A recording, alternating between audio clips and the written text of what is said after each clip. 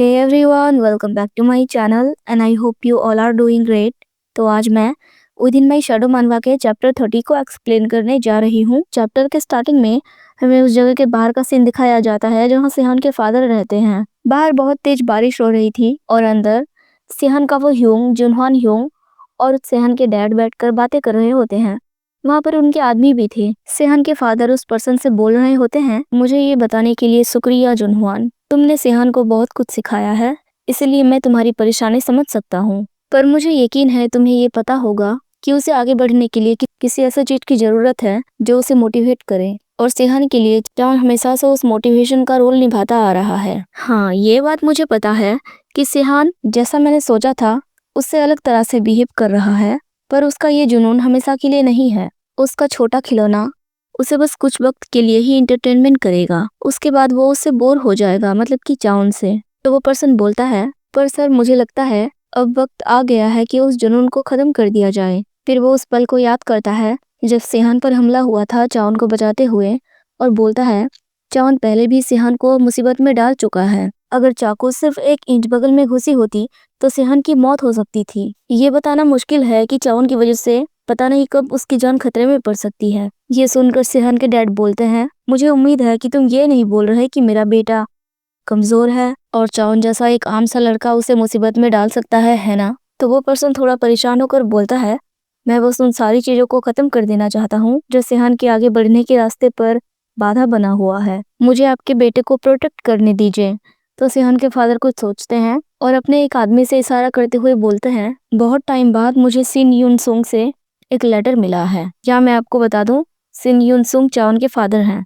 तो वो पर्सन अपने पॉकेट से उस लेटर को निकाल के उस पर्सन को देता है। तो वो पर्सन उस लेटर को लेते हुए बोलता है, सिन यून सुंग। तो सिहान के फादर बोलते हैं, हालांकि ये लेटर सिर्फ हालचाल पूछने के लिए है, पर इसमें तुम्हारी बातों का भी जिक्र किया गया है कि तुम्हारे और युनसुंग के बीच का रिश्ता कुछ अच्छा नहीं चल रहा। जब भी तुम दोनों एक साथ काम करते थे तो तुम्हारे बीच कभी भी कुछ सही नहीं होता था, मतलब तुम्हारी कभी बनती ही नहीं थी, इसलिए हमें उसे वहां भेजना पड़ा। यानी कि यहाँ हमें समझ आता है कि शायद चाउन के फादर सिहान के फादर के साथ काम करते हैं, पर क्योंकि इस पर्सन से चाउन के फादर की नहीं जमती थी, इसलिए उन्होंने चाउन के फादर को कहीं और भेज दिया काम करने के लिए, और चाउन को अकेले रहना पड़ा। और ये पर्सन भी यहाँ पर इसीलिए आया है क्योंकि सिहान ने उसे बोला था कि अब से आपको मेरी फिक्र करने की जरूरत नहीं है, आप मेरे फादर से जाकर वो बताइए जो आपने आज देखा, और आज से आपका काम यही खत्म होता है। तो वो सिहान के फादर को सिहान के बारे में इन्फॉर्म करने आया है कि कैसे चाउन के लिए उसका ऑब्सेशन हद पार कर चुकी है। तो जिस तरह उस पर्सन ने बोला था कि चाउन सिहान के रास्ते का रुकावट बन रहा है और चाउन की वजह से सिहान पहले भी मुसीबत में पड़ चुका है, तो वो चाहता है कि वो सिहान के रास्ते के कांटे को हटाए। तो सिहान के फादर खड़े हो जाते हैं और बोलते हैं, क्योंकि तुम्हारी वजह से उसके फादर को दूर भेजा गया है, इसलिए जब मैंने सुना कि तुम उसके बेटे चाउन से छुटकारा पाने वाली बात कर रहे हो तो मुझे ये बात बिल्कुल पसंद नहीं आई। तो वो पर्सन बोलता है, इसका यूनसोंग के साथ कोई लेना देना नहीं है, मैं तो बस। तभी सिहान के फादर फिर बोलते हैं, हाँ मुझे पता है, मुझे हमेशा से तुम पर विश्वास था कि तुम मेरे बेटे के पसंद नापसंद उसके लिए क्या इम्पोर्टेंट है, इस बात को हमेशा अपने दिल पर रखोगे, इसलिए मुझे उम्मीद है कि तुम उस भरोसे को कभी नहीं तोड़ोगे। फिर हमें अगले सीन में दिखाया जाता है, ये दोनों वो सब कर रहे थे। ये सब करते हुए सिहान सोच रहा होता है, जब मैं चाउन पर इस तरह प्रेशर डालता हूँ तो वो इसे झेलने के लिए अपने लिप्स बाइट कर लेता है, और जब वो इसे और नहीं झेल पाता तो वो जोर जोर से रोने लगता है। ये आवाज है जो वो निकालता है जब वो दर्द में होता है, मैं ये और ज्यादा सुनना चाहता हूँ। दर्द में होने के बावजूद भी वो इसे पसंद करता है और वो रिस्पॉन्स करता है, और जब वो ऐसा करता है तो दर्द प्यार में बदल जाता है। हालांकि उसे इस तरह दर्द में देखकर मुझे दुख होता है और मैं रुकना चाहता हूँ, पर मैं रुक नहीं सकता और बिना रुके ये सब करता रहता हूँ। वो यही सब सोच रहा था, तभी उसे चाउन रुकने के लिए बोलता है। तो सिहान बोलता है, तुम्हें इसे झेलना होगा, पर चाउन बोलता है कि वो इसे और नहीं झेल सकता, इसलिए वो रुके।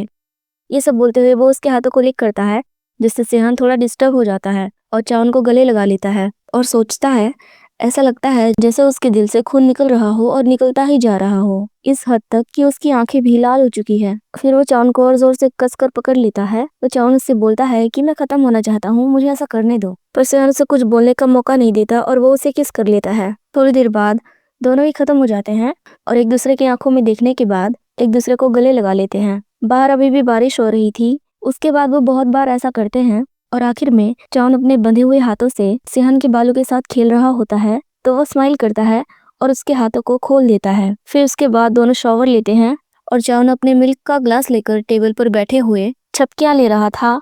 तभी दरवाजे के खुलने की आवाज से उसकी नींद टूट जाती है और वो चौंक कर वहां दिखता है तो वहां सेहन खड़ा होता है और वो कहीं जाने के लिए दरवाजा खोल रहा था।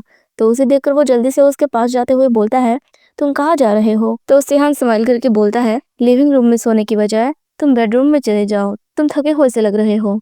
तो चाउन बोलता है, नहीं, मैं तुमसे पूछ रहा हूँ कि तुम अचानक कहाँ जा रहे हो। तो सेहन उससे बोलता है, मैं बाहर जा रहा हूँ पर तुम धीरे से चलो, तुम दौड़ क्यों रहे हो? तो चाउन बोलता है, तुम बाहर कहाँ जा रहे हो? बाहर ठंड लग रही है और तुम्हें ठंड बिल्कुल नहीं पसंद। मैंने पिज्जा ऑर्डर किया है तुम्हारे लिए, पर अगर तुम घर पर नहीं रहोगे तो मैं ये तुम्हारे लिए नहीं बचाऊंगा, मैं सब खा जाऊंगा। बेवकूफ। तो सेहन उसे चुपचाप कंफ्यूज होकर देखे जा रहा था। तभी चाउन उसके हाथ को पकड़कर बोलता है, आखिर तुम अपने हाथों के साथ क्या कर रहे हो? क्या तुम्हें दर्द नहीं हो रहा? क्या तुम एक बेवकूफ हो? घर पर ही रहो, तुम मुझे इनसिक्योर फील कराते हो। तो उसे इस तरह अपने लिए परेशान होता हुआ देखकर सेहन जोर जोर से हंसने लगता है।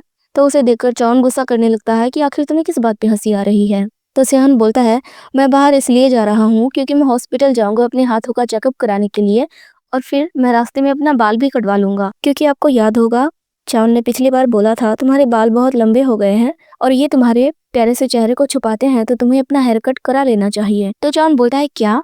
फिर सेहन उसे पीछे से हक करते हुए टीज करते हुए बोलता है, क्या थोड़ी देर सोने के बाद तुम पैनिक कर रहे हो कि मैं अचानक से गायब हो जाऊंगा? क्या अब भी तुम्हारे पास उतनी ताकत है कि हम वो सब कर सकें?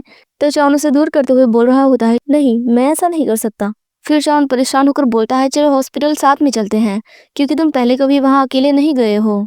तो सेहन बोलता है, हाँ तुम सही कह रहे हो। तो चाउन उसकी आंखों में आंखें डालकर बोलता है, इसलिए चलो साथ में चलते हैं। और यहीं पर ये चैप्टर खत्म हो जाता है। आई होप आपको ये चैप्टर पसंद आई। प्लीज वीडियो को लाइक और चैनल को सब्सक्राइब करना ना भूलें और हाइप करना भी ना भूलें। इससे मेरे चैनल को ग्रो होने में मदद मिलेगी। Thanks for watching, take care, bye bye.